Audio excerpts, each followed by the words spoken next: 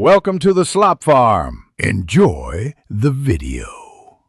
In this video, I will show how to change a Ford Escape headlight. First, ensure your vehicle is off and cool. You'll need a new H11 headlight bulb and a flathead screwdriver. Turn your steering wheel all the way to the left to create space. Now, look inside the wheel well liner for a small access panel. This panel is usually held by a few clips.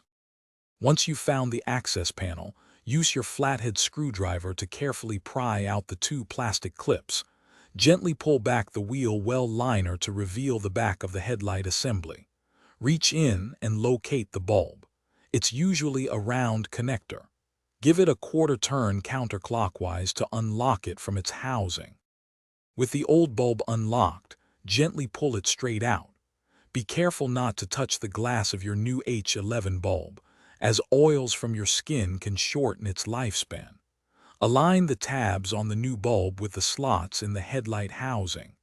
Push it in firmly, then twist it clockwise about 1/4 of a turn until it locks securely.